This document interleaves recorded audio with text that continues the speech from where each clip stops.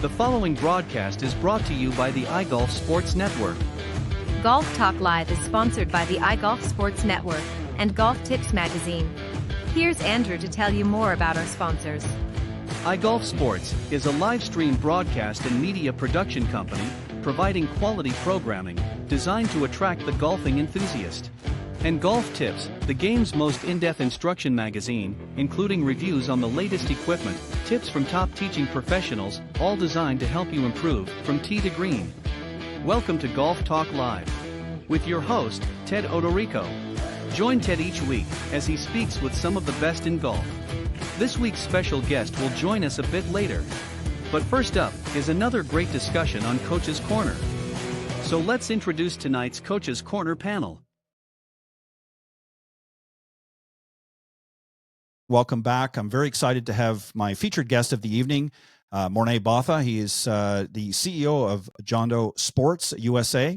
And I'll tell you a little bit about him, and then we'll get into tonight's discussion. So he is known for expertise as a PGA professional and his extensive career in golf business, technology, and innovation, which includes founding a junior golf academy and developing a sports talent identification program. His background also features a leadership role in revitalizing an African golf course, serving as general manager for Duca del Cosma Golf Footwear. Welcome to the show. Thanks, Ted. Appreciate it. Well, thank you for joining tonight, and I'm really looking forward to this. So I want to go back a little bit because we're both fellow golf professionals. So I want to get it. I like to do this with all of my new guests on the show, and that is to go back to when you were first introduced to the game. How were you introduced to the game? Was it by a family member or was it somewhere else? And what are some of your earliest recollections of the game? And then we'll get into some more discussion. Yeah, Ted. So I was introduced to the game by my dad, not to initially go and play, but he had a game set up one Friday afternoon with the bank manager, and he said, come along. I was 14 years old, and he said, come along and come and caddy for me. And 3 holes in, I said, it looks easy. I should give it a go. And right. I played the next six holes, and every hole I went one over par, bogey. I beat the bank manager and my dad, and the next day I got my first set of clubs and started playing golf. So I was lucky. I think, like most South Africans, we grow up as a nation. Everyone is very active, and everyone gets introduced to all different sport disciplines from a very young age. So any ball sport sort of came easily to me. So golf was fun. I really enjoyed it when I started. My dad was slightly opposed to it when I said this is my game. He thought it's just going to be a thing for another week or two, and then I'm off to the next sport. But I started when I was 14, and 12 months later, I was playing off a scratch handicap. Wow. Literally played golf every single day. From that first day, I got my golf set. Really loved the game. And then, South Africa, growing up there, the climate is perfect, first of all. So all year round golf.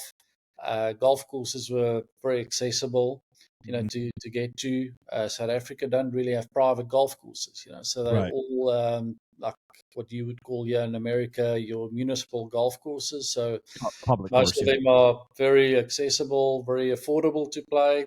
Mm-hmm. And it's such a small country. So I grew up with, today you would call them legends, in golf. And so I really just became a golf nut from day one. And, it's now, I don't know how many years, more than 30 years later, and I'm, still in it and going strong. So loving the game. Well, I think once you get sort of bitten, as they say, I know it sounds cliche, but once you get bitten by the bug, it's very difficult to put the clubs down. The only thing I would probably say about your journey is it might not have been a good idea to beat the bank manager and your dad the first time out. that might have caused a little bit of friction there, but especially if your dad was trying to get some business from the bank manager. But no, I think it's always interesting, and the reason I ask people that is because everybody's journey is different.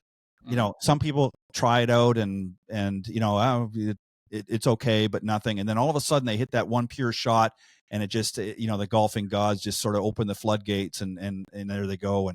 And it sounded like obviously you were athletic anyways, and you had an opportunity to get out there and play, and it was something that you were passionate about, and became a PGA professional at some point as well. So walk us through that journey. I mean, you obviously went out and played. You became a scratch golfer very early. What made you decide to take it up professionally? Yeah, so again, I think it's I think it's also my type of personality, and I think if you look at golfers that start at a young age and really stick to it, it's definitely a personality trait where the individual enjoys a sport where they sort of individual sport, not team sport necessarily, but personality wise more trying to be in control on your own and take accountability for all your actions in sport. I really enjoy team sports, but golf for me was just, it's all me. It's what I put in, that's what I'm getting out. So that really sort of resonated with me, and I think that got me sort of more into it. And I think turning pro was later on. It's all I wanted to do was play golf. Right. And even before golf, I knew I was going to do something in sport. It was never, dreams of becoming a police officer or a firefighter or whatever. For me, it was anything in sport. So only later on, it was definitely golf. So scratch played what we called in South Africa provincial golf. Here it would be for your state, or and quickly after that, it was I come and study, on a golf scholarship here in America. I wasn't keen on that. I just wanted to play golf straight away. So I turned pro in straight after school. Turned pro, and funny thing happened. I initially thought, it's going to be easy. Get out there, just play golf, get paid, and there you go. And then something happened to me. So whether I was good enough, not good enough, I don't know, to have made it as a tour player. But one thing happened to me, and it was I lost my sponsor as a very young tour player. Played in a tournament, and I couldn't check out of the hotel. They wanted me to settle my bill straight away. I don't have any money. I finished second in that specific tournament, and I said I've got a check. I had my checkbook. I said no, they don't take checks. It's I need to pay by card, swipe the card or cash. I said, well, I don't have either of those. I can only give you a check. I said, well, it's not going to work. I said, okay, I'll let me sort it out. I walked out the reception area, sat down, and a friend of mine phoned me, and he said, I saw you played, at this facility, at this golf course. Are you still there? It's a resort golf course in South Africa. I said, yes. And he said, come, why don't you stay there for another week? We on our way there. I want some lessons. If you're not going to play in another tournament, and he'll pay for all my accommodation and everything and settle my bill. And for me, that was like a sign from above. Here's my way out into teaching, and I don't know, I just didn't like that, struggling like that, and looking back today, and my kids are keen golfers, and I say to them, you got to love the struggles. You need to embrace the struggles, and I didn't. I enjoyed the golf business side more. Straight after that, I started my golf school. And the idea was to start this golf academy, golf school, teaching kids to sort of sponsor myself to just go and play golf and not worry about the finances. But that never turned out like that. I fell in love with the business side of golf. And even when I started making enough money to sponsor myself to play on tour, it didn't. It was just not. I didn't wake up thinking I want to hit the range and go and hit 1,000 golf balls. For me, it was thinking Yeah. of my customers, thinking of business. So I kept on playing on tour for quite some time, but the golf business side really attracted me, and that's did my PGA apprenticeship, qualified as a PGA pro, and I think like many PGA pros just do the normal thing till you find sort of your way and what you like and where you sort of fit in. Yeah, so that was my journey, from It sounds like, golf. yeah, it sounds like at some point the playing sizzle. And I don't mean you obviously enjoyed playing the game, but it kind of sound as a touring professional, that sizzle kind of, again, it is a struggle. People don't realize, and kudos to you, and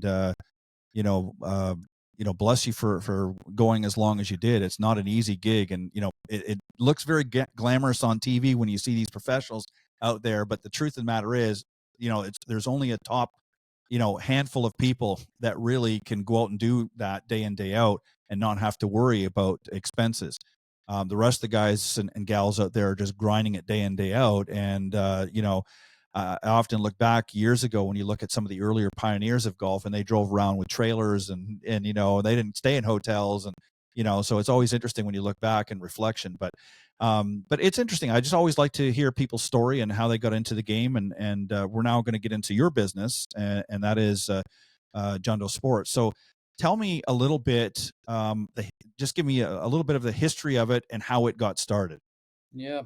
So it actually was founded by a good friend of mine, Mike de Jong. He was an ex-tennis pro tennis player. And after he retired from playing full-time tennis, he got involved in the eyewear business in South Africa. He was a distributor of quite a famous brand in Europe. He sold that business, and after, I think he had a restraint of trade, I suppose, on him for 2 years, and after that, and this was during and just before COVID hit, Right. they were thinking of, or he was thinking of, and understanding obviously what we call fastball sports, that there's a very specific lens that you need for any racket sport or golf and so on. Anyway, so he had a friend, optometrist, that was and is a very keen golfer, and they started talking about what's the right application for golf specifically. And anyway, long story short, during COVID lockdown, they had so much time, and they were talking. And I said, "Listen, we need to, while we've got time, let's just develop this lens and put together a product that's really made for golf." So they started that, launched it in 2020 in South Africa in the optometry lab there.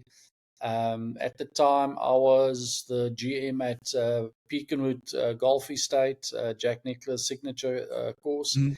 And Mike, we've been friends for many years. He came to me and says, "Have a look at this. This product is really special."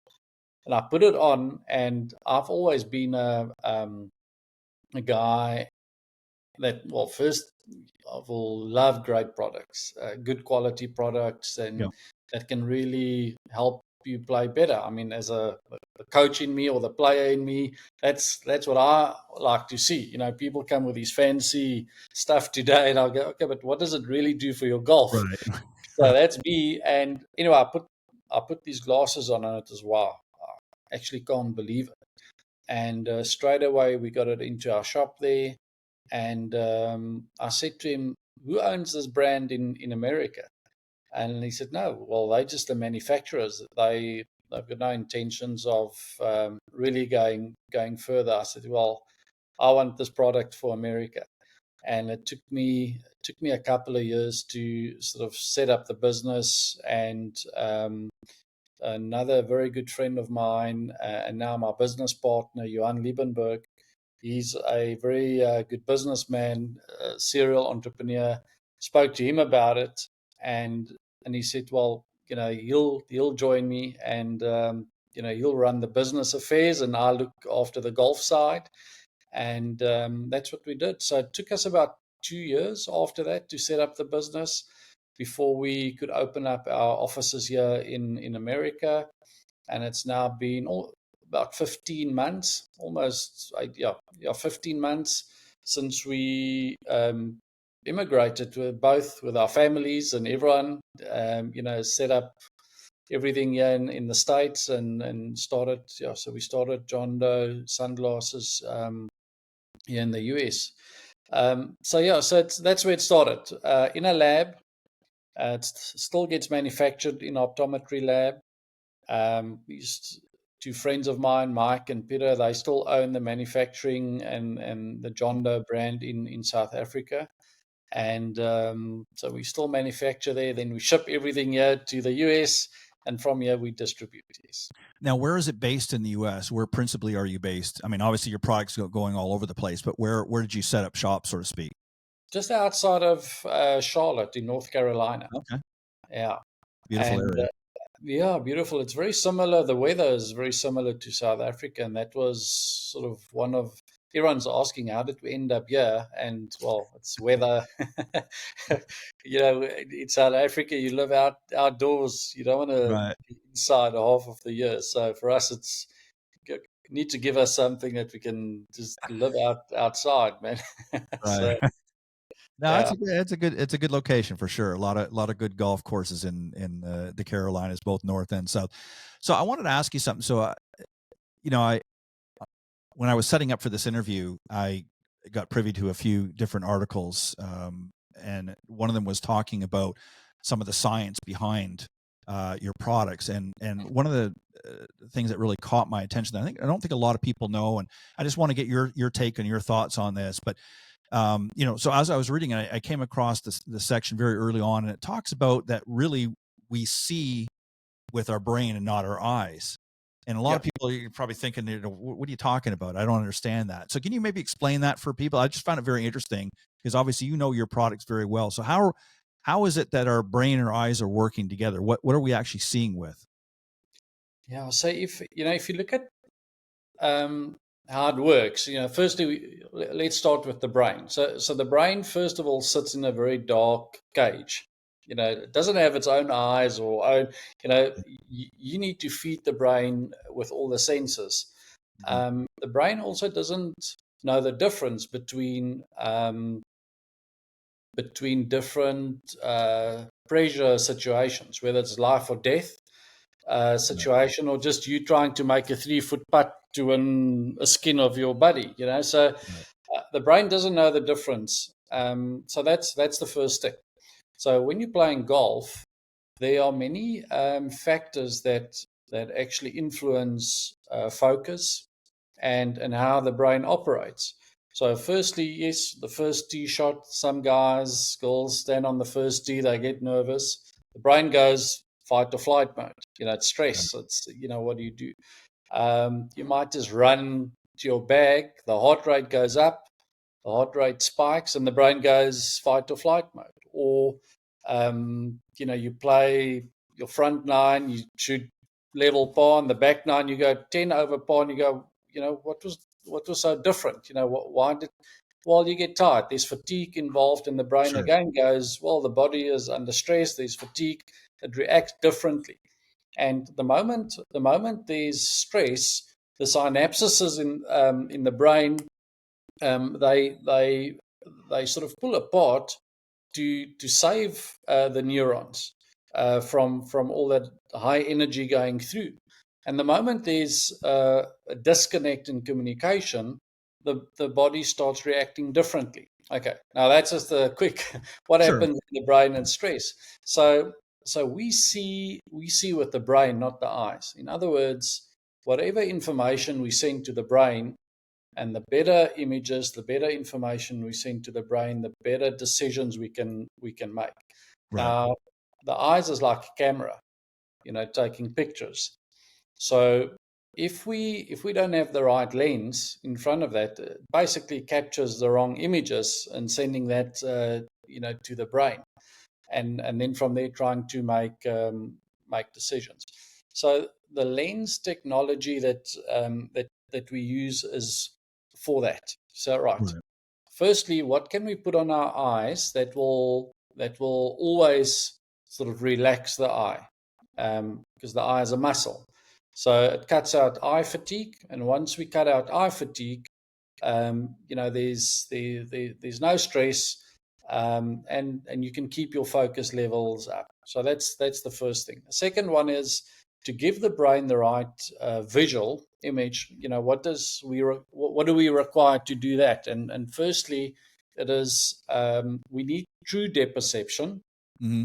And a lot of sunglasses brands, they claim, true depth perception and this and that. But, the moment you put a layer, a coating over it, the moment the lens is bent, you see all this fashion stuff today where it's, these wraparound, fancy, trendy stuff that's going on. The moment that happens, there's distortion. When there's distortion, when there's any coating or anything over it, that messes up with the depth perception. So in any fast ball sport, any ball sport, you need true depth perception, because it's all about judging distance and what you see. So you'll find that many golfers that do play with sunglasses, they play with them on, and then once they get close to the green, they'll take them off, to putt or chip or in a bunker, and that's because you're not looking in the distance anymore. You're looking sort of up close here, and that immediately it feels uncomfortable. Something is happening, and they take it off, and there they go. Now, the moment you take it off, now the camera, the pupil closes, because all of a sudden bright light, different light, different has to readjust, adjust, and that muscle working gets tight, and now eye fatigue kicks in, and squinting and all of that. So that's the next thing. You want to give true depth perception so you can make the right call. Lastly, in the lens, it's playing with colors. Now, the technology we use is called spectral filtration. It's a technology where we don't block light, firstly. Mm-hmm. So most sunglasses just block light. And when you block light, it goes dark, it's darker, different lens tint in it, and so on. So we don't block light, we use light. Now, with that ability to use light, we can then play with different color waves and spectrums that come through. So amplify certain colors that you need to see in golf: red, green, blue, yellow, white. Those colors we amplify, the other colors we sort of block. Now, that creates a big color contrast, contrasting colors. And that's the ability now to see angulation, read the greens a lot better. But for the average golfer, just tracking the ball through the sky. So it's almost like HDR when you put it on and tracking the ball. And that gives you a big soothing sensation on the eye. It gives the brain the best visual possible. And spectral filtration and using light allows you to play with these lenses in any weather condition.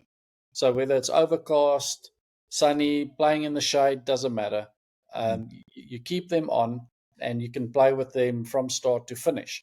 And so that's really the science behind it. It's to really make any golfer, whether you're a pro golfer, regular golfer, good golfer, junior golfer, recreational, doesn't matter. Any golfer, it helps you to really feel that soothing sensation. It calms down everything, better visuals, better decisions, and ultimately it's, to play better golf.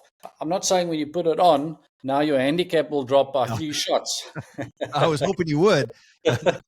Or we guarantee no more 3 putts, but it's all about, the it's a game of small margins, So Right. every single thing that you can do to help improve, but the eyes lead the body, Right. and that's something that we need to remember in the game. Is that so when we look at the eyes and we give the eyes the best chance to give the brain the best information possible, um, we enjoy the game a lot better. We enjoy the game a lot better. We play slightly better, and that's what we want ultimately. Well, and the reason, Morne, that I wanted to get you to talk about that, and I found it very interesting, and obviously there's a lot more detail that gets into the article, but I wanted you to touch on that because I don't think people really understand, because we've sort of, and this is something else that talks about, which you really just covered too, in the articles that talked about polarized lenses, and you were talking about that, and obviously the different shapes of sunglass products that are out there, and how they're really not beneficial for what we want to do, particularly for playing golf. And it is so important. I know I've worn, cheap sunglasses. I've worn very expensive sunglasses in my years.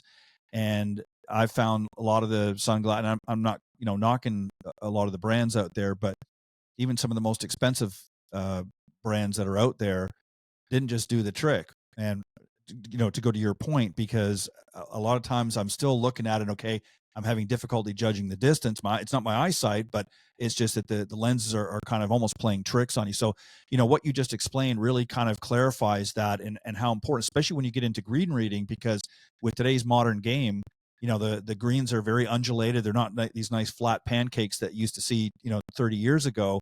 There's a lot of undulation. And if you can't read that, or if you can't read the break, because your eyes are sort of playing tricks on you, what you might think that you've got a left to right break might be a straighter putt than you think, or vice versa.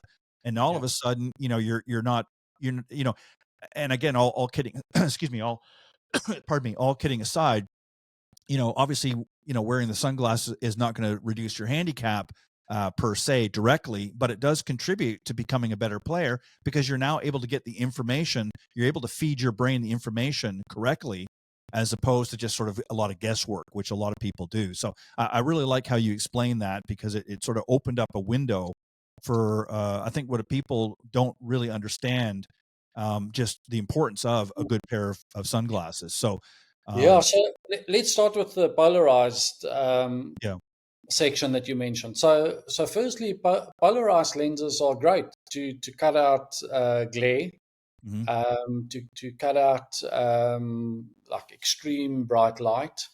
That's if you look at the history of sunglasses, where it started, they made sunglasses for pilots, flying in the air, and it was the right sort of call it application for what they needed, and then it became a fashion item, sure. and it still is. If you look at if you're going to golf shops today, and you know, I find it very difficult, walking into golf shops, and all I see is polarized sunglasses, because it's a great lens if you go fishing, or Mm. you're out skiing or boating, and so that's fine. But for golf, it's not the best. And there's a big trend in golf, and all your listeners will 100% agree with me, is that today people are looking at buying golf attire that they can also wear, like a crossover to lifestyle. I mean, Sure. here we're sitting in golf shirts. 30 years ago, we wouldn't have sat here with a golf shirt on, or my golf pants, and even our shoes. I mean, today, your Yep. golf shoes are good enough to put on with a pair of jeans, and go Yep. out to a barbecue with them. That's what people are looking for today. That's the trend, a crossover product to golf and lifestyle. So sunglasses fall right into that. Yep. It's great to buy a pair of sunglasses that you can wear when you're driving, or go and watch a football game or whatever. It's perfect. Right. But for golf, if we go back to polarization, so polarization brings in their perception issues. because it blocks light and the glare differently on both horizontal and vertical lines. And by blocking that, so you see, it's almost like the blinds behind me. If you have to look through them, certain lines you see, others are blocked out. Now, when you look down, immediately it brings in a different effect. You can't really focus that sharply on that point that's so close to you. So for golf, it's a definite no. You don't want to do it. I mean, it's like a automatic built-in three-putt putter that people will sell. We can't do that. So for golf, it's really important to have the right lens. And to your point, it does help. It does help you perform better. Right. The tests we do is obviously not just on the frame or the lens from an optometry standard, but also the actual output and feedback that we get. And simple things like if I stand on the green and I ask any golfer, read this line for me. And give me an exact spot where you think this putt will break from left to right, and considering the slope, the grain, and the speed. So they will give me a spot. Then I say, all right, now put on a polarized lens, put on even a non-polarized lens, but that's, where there's a coating on or whatever, and then put on hourglasses. And then immediately they say, but hang on, it feels different. I said, okay, right. So give me that point that you feel now. And then I say, all right, now from this point to that point, and normally I just use a stimp meter reader, let the ball run to a very specific point, and then I'd say 8 out of 10 times. The stimp meter, when we roll the ball, the actual line for the ball to get into the hole is 8 out of 10 is closer to the line that you would see with the glasses on, because it gives you a better feel for what's happening. Right. I don't want to relate it to that because I'm not too knowledgeable about it, but like aim point. Yes.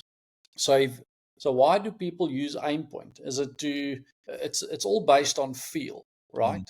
Mm-hmm. And that gives them a better sense of how the putt will break, and I mean feel, and how their body is aligned and that. So the glasses does basically that. You put it on and immediately there's a better visual to make a better decision. And it's not just a better decision you're going to make, it's a more accurate decision you're going to make. And I've spoken to, especially my boys, my one son is a really good golfer. And, some days he comes off and he says, well, I've been so unlucky. I've lipped out so many putts. I said, I don't look at it. Go read Dave Pell's putting Bible about luck on a putting green. But, for me, you got to be more sharp with choosing the right line and mix that line, obviously, with pace. And then you're going to make more putts. If a whole day, all 18 holes goes and it's always lip out, it's not just luck or bad luck. There's something else wrong. Right. And to your point, when you have the right lens on and you get the exact right visual that the brain needs, you can make a better decision. You feel a lot better, and you putt. I mean, you ask many amateurs, give me a line, and it's always left lip, right lip. Doesn't matter how many.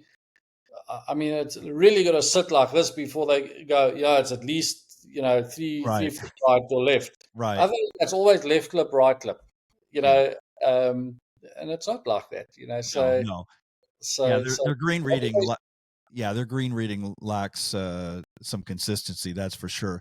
It's interesting because again, you're really making the point that the eyes are sort of the window to what we need when we're playing golf. Because again, if you're bringing in the wrong information, then you're going to make more than likely a wrong decision. And when you're able to see what's really going on and getting a better visual, and you're able to see that break correctly, and you're able to see the distance and so forth a little bit better, what that does over time is that brings confidence into play. because then you feel more confident and more self-assured about your game, and you're going to see results. And again, it's not that it's changing your golf swing. It's not doing that, but it's giving you better information. It's kind of like in a way, before we didn't really know the yardages. Now we have technology out there to help us with the yardages and that. So it's very similar in that is it's doing something else. It's giving us more information while looking good at the same time. And that's really what you want. Is you want, again, you touched on lifestyle, sort of that transition, not just something that you wear out in the golf course, but something that you can transition to when you're going out for dinner or you're going out for a nice, sunset walk with your partner. So there's a lot of different applications that can be used, but it really goes to the point that you're making is how important it is that we get accurate information if we want to play our best golf. And it sounds like you guys have really got a great formula. Yeah. Ted, for me, it's almost like why is the golf basics so important? So if you take alignment, for instance, you see so many golfers hit golf balls on the range, and all of a sudden, the alignment starts going off where they need to aim, feet, hip, shoulders pointing right, and all of a sudden everything is over the top. And it's like the brain immediately feels my alignment's off. I need to come over the top to sort of fix a fault with another fault. And after 100 balls in, you're straight over the top. And now all of a sudden it's not coming back like a pull left to the target. Now it's slicing. And you don't know how this creeped in. And meanwhile, it's just a basic thing of allowing, the brain to feel, comfortable with whatever it is. And alignment for me is one of those things, and also with the grip. But alignment to me is so important. Sure. At the moment you miss out on that, there's gonna be compensating errors. And after a while of practicing that the wrong way, you screwed, because you're gonna somehow get back on track here. The eyes are exactly the same. So if you look at things and you keep on giving the brain the wrong information, at some point everything is just going to be left lip, right lip when you read greens, or not seeing the ball right where it sits in the rough, or judging distance from the ball and to the hole. Looking at the hole, judging distance, long distance putts or chip shots. You need to get the right information to the brain, to obviously put that into a field, to hit the field shot. But if you don't do that, just imagine you're seeing the wrong distance, or you're not looking at the line correctly. After a while, it's like aiming 20 yards right of target, coming straight over the top and wondering, why am I keep slicing the ball, or I'm not consistent, not getting the ball on target. And that's exactly the same for me. So it's like you say, it's just giving the right information. What it does, it creates a domino effect, because once you have incorrect information and you make a decision, that decision affects the outcome. And if you try to compensate, not necessarily with getting new information, but if you make adjustments based on the result, sometimes it's not going to be the right, because you don't have the accurate information. So it's kind of like, if you have a business, you have to gather, as a CEO, as the owner of a business, you have to gather certain information to make an informed decision. And if some of that information is good, but other information is not, then you're not really getting a true accurate picture. And that's really what you're, in a layman's term, you're trying to say is with your product, is that it helps to give you the information that you're going to need, that your eyes can take in more effectively, to help you make it. And that doesn't mean you're going to swing the club any better, but it's going to help give you the accurate data, if you will, or the accurate information that you need to make a better decision. And once you're able to do that, then the other sort of follows suit. But if you're making bad choices because of misinformation or disinformation, then it creates a negative domino effect, and ultimately you end up, making adjustments elsewhere, thinking you have to make it up. I want to get to this because we're getting close to having to wind up here in a few minutes, but I want to bring in this part of the discussion, which I found very interesting. He's one of my favorite golfers. Of course, I'm talking about another fellow South African, that's Ernie Els. I understand that he is also come into Jondo family, if you will. He's a 4-time major champion and a Hall of Famer. So you guys have to be pretty excited about having him and his endorsement with that. Tell it how that came about. How did you guys manage to get involved with Ernie? So end of last year at the SAS championships in Greensboro, North Carolina. I walked up to him in one of the events there, greeted him. I've obviously known him from Sure. South Africa and playing on tour. And he asked me, what am I doing? And I said, well, it's sunglasses business and this and that. And he said, okay, let me have a look. And he put it on and he goes, wow. And that's always the sort of response we get from people when they put it on, So he was like, wow, this is amazing. Like, it's HDR, everything lightens up. And he putted a bit, and then he played in the Pro-Am before the event, and he asked, can he take it out on the golf course? I said, yeah, of course. So he played a couple of holes with it, and he said, no, he's keeping that pair. He wants to play with it. And and then he said, listen, here's my number. Give me a call. So I sent my number to him. And in the tournament, he texted me and said, I want to see you in 2 weeks in my office in Jupiter. So my business partner, Johan, and I flew down to Jupiter, had a meeting with him and all his managers.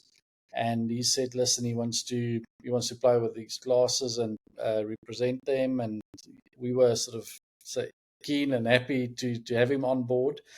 And first tournament he played in Hawaii, he won actually with him.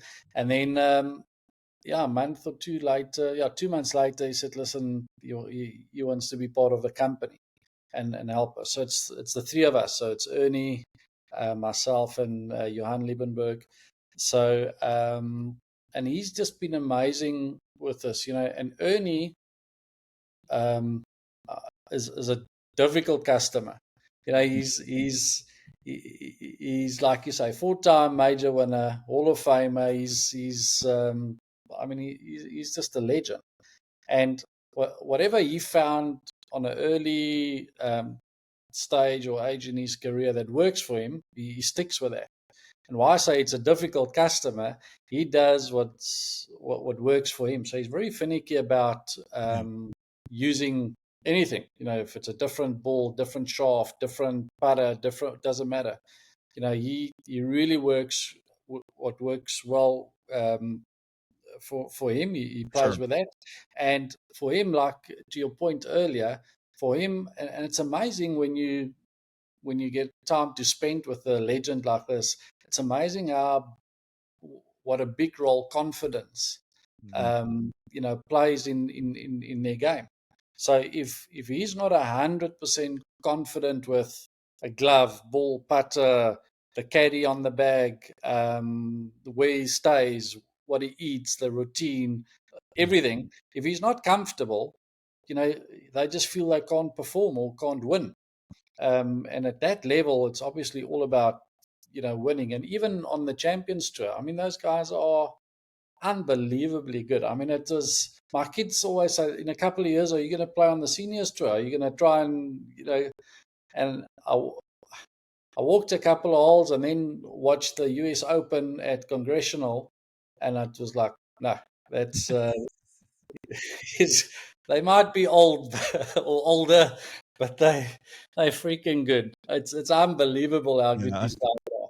So so for Ernie to have him on board, being such a legend of the game, obviously, and him really liking the technology, it's amazing. And he told us straight up. He said, listen, he's going to play with it and he's going to try and get used to it.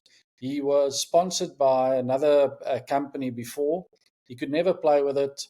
It was a polarized lens, though. But he said, listen, even if it takes me a year or 2 years to get used to it, I want to be part of this journey of the Jondo journey in the USA. And he's going to try and make it work. And and you'll see him play with it, practice, and then when it gets down into the stretch, he'll take them off. And I said, listen, and please don't put it on and off because that will create more eye fatigue. Right. So he is just a very difficult customer in that sense. It's not just put glasses on and carry on. Right. At that level, these guys are so finicky with what works and all about confidence. Every single thing, even the shirt's got to sit perfect and nothing must bother them. So, but it's great to have someone like Ernie on board and his whole team. So we're very excited with that partnership. Well, and it's got to be good to have somebody like him. I mean, I know there's a lot of great professionals out there, but somebody that is a little more finicky when it comes to having the right equipment, having the right things at their fingertips, is a good thing. It certainly presents a challenge for you guys. Obviously, you've got to, but it's not just about making him happy. It's about making him realize that there is a big benefit. It's not just a style or, a look. It's about these will perform. And these guys are all about performance. That's why they use the equipment they use. That's why they look the way they do. It's about performance. How am I going to perform on the golf course? Because that's their job. I mean, they might have businesses on the side. They might endorse different products and things like that, but that's their job. As long as they're still playing, that is their job. So if something is not going to contribute to the success on the golf course, they don't want any part of it. Now, some guys will do it and they'll take a few dollars here and there and they'll do it and it's adding to their capital. But the real pros are the ones that will thumb their nose up if it's not going to help them. Hey, I don't care how much you're paying me. I don't want, I'm not going to, put that in my bag, or I'm not going to carry that, or I'm not going to wear that. So, I mean, that's really a testament to his professionalism, and that's the kind of guy you want to have on part of the team. So I think that's a great mix. And I've always loved Ernie. I think I've only ever seen him once live years ago, and I've watched him many times, of course, on TV. But yeah, he's just, I mean, they call him the Big Easy for a reason. He just has that kind of personality, but he's also a tough and shrewd businessman. He's smart. And that's the kind of guy you want to have in your fold. So kudos to you for working that partnership out. Thank you. So for those that want to get more information and want to really do a deep dive into the product, where can they go? What's the website they can go to? Yeah, the best would be to go to our website. It's www.jondosport, JONDO Sport, SPORT.com. And everything is on there. So all the technology, the different models. There's an app where you can do a virtual try on, see what sort of style will fit you best. It's a small range. It's all about, for us, performance. So even the frames are designed for golf. So it's not a big range. We believe in something small that will fit 85% of the market out there. And a small range, that we don't want to confuse people. Our focus is more on the lens, because, as I said earlier, we still manufacture in a lab, so it's not mass produced. So the quality, everything sits in that lens. And so pick a frame that sort of works for you on the website. The lenses are all exactly the same. Our one and only lens that's in all the frames. But on our website, you'll get it there. Perfect. So jondosport.com is where you want to go and investigate their product. I want to thank you, Morne, for coming on and joining me this evening. It's been an interesting discussion to learn about your product. And I'm definitely going to check it out. I have one question for you I want to ask, and I think I know the answer, but I just want to get this, if this is something that's available now, or if this may be something, if you're dealing with people that maybe have a prescription for eyewear, is that something that at this present time that you're able to accommodate with that, or is that something that may happen down the road? And what I mean, because obviously I wear glasses to read, and I mean, I need to wear them to play golf, unfortunately. So is that something that is currently available, or is that something that may come in the mix at some point down the road? Yes, we have that available. Okay.